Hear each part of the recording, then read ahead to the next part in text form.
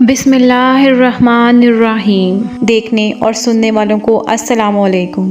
Info cabinet کی نئی video میں آپ کو خوش آمدید کہتے ہیں ملک الموت نے بارگاہ رب العزت میں عرض کی کہ اے مولا کریم، میں نے کروڑوں لوگوں کی جانیں قبض کی ہیں، مگر 2 جانیں ایسی ہیں جنہیں قبض کرتے وقت مجھے بڑا ہی صدمہ اور افسوس ہوا ہے۔ میں نے تیرے حکم کی تعمیل ضرور کی مگر نہایت ہی دکھ کے ساتھ، اور وہ 2 جانیں ایک ماں اور ایک بیٹا تھا۔ واقعہ کچھ اس طرح ہے کہ ایک دفعہ ایک جہاز غرق ہو گیا تھا اور ایک عورت اپنے شیر خوار بچے کے ساتھ ایک تختے کا سہارا لینے میں کامیاب ہو گئی۔ تختہ دریا میں بہہ رہا تھا اور ماں اور بیٹا اس پر سوار تھے۔ اے مولا کریم، اچانک تیرا حکم ہوا اور میں نے ماں کی جان اس تختے پر نکال لی۔ میرے لیے پریشان کن بات یہ تھی کہ ماں مر چکی ہے اور اب بچے کا حشر کیا ہوگا۔ بچہ ایک ٹوٹے ہوئے تختے پر سوار ہے اور تختہ پانی کی لہروں کے تھپیڑے کھا رہا ہے، جو کسی وقت بھی کسی تیز لہر کی زد میں آ کر الٹ سکتا ہے۔ بچے کے لیے نہ خوراک کا انتظام ہے اور نہ ہی کسی نگران کا بندوبست ہے۔ دریا کے کنارے دھوبی کپڑے دھو رہے تھے، اچانک کسی کی نظر اس بچے پر پڑی۔ بڑے حیران ہوئے کہ ماں مر چکی ہے، بچہ بے یار و مددگار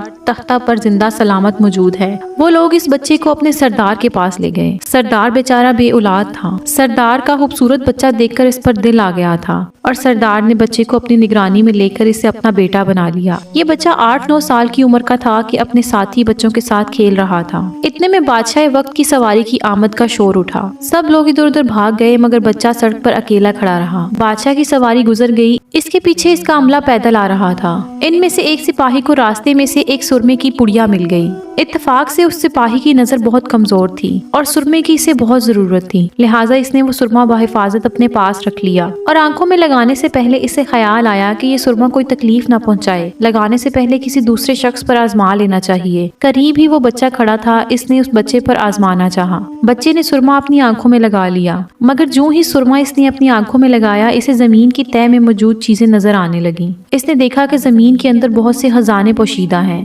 بچہ ہوشیار تھا، اس نے چیخنا چلانا شروع کر دیا کہ سرما لگانے کی وجہ سے میری آنکھوں میں سخت تکلیف پیدا ہو گئی ہے۔ وہ سپاہی وہ سرمے کی پڑیا گرا کر آگے چل دیا۔ بچہ سرما کی پڑیا اٹھا کر گھر پہنچا اور خوشی خوشی باپ کو سارا واقعہ سنا دیا۔ سردار بڑا خوش ہوا۔ باپ نے کہا کہ ہمارے پاس آدمی بھی ہیں اور گدھے بھی ہیں، تم سرما لگاؤ، ہم تمہارے ساتھ چلتے ہیں، جہاں کہیں خزانے پاؤ ہمیں بتا دو، ہم نکال لیں گے۔ چنانچہ ایسا ہی ہوا۔ بچے کے بتانے پر وہ لوگ خزانے نکالنے لگے اور تھوڑے ہی عرصے میں امیر بن گئے۔ بچہ جوان ہوا تو اس نے پرزے نکالنے شروع کر دیے۔ اس کے پاس دولت کی فراوانی ہو گئی تھی، زمین کے تمام خزانے اس کی نظروں میں تھے۔ اس نے آہستہ آہستہ بہت سے آدمی اپنے ساتھ ملا لیے۔ اس کے بعد تمام سرداروں کو ادھر ادھر کر دیا اور خود سردار بن گیا۔ آخر نوبت یہاں تک پہنچی کہ اس نے بادشاہ کے ساتھ بھی ٹکر لے لی اور اسے مغلوب کر کے خود بادشاہ بن گیا۔ اس بچے کا نام شداد تھا۔ یہ وہی بچہ تھا جس کی ماں تختے پر مر گئی تھی اور یہ اکیلا دریا کی لہروں کے ساتھ بہہ رہا تھا۔ کہتے ہیں کہ جب یہ برسر اقتدار آیا تو اس نے حکم دیا کہ ایک ایسا کمال درجے کا شہر آباد کیا جائے کہ جس کی ایک اینٹ سونے کی ہو اور دوسری چاندی کی ہو۔ اس میں ایک عالی شان باغ ہو جس میں دنیا کی ہر چیز میسر ہو۔ جب وہ شہر ہر لحاظ سے مکمل ہو گیا تو شداد نے ارادہ کیا کہ جا کر اس شہر کا نظارہ کیا جائے۔ چنانچہ وہ شہر دیکھنے کو نکلا کہ ابھی دروازے تک ہی پہنچا تھا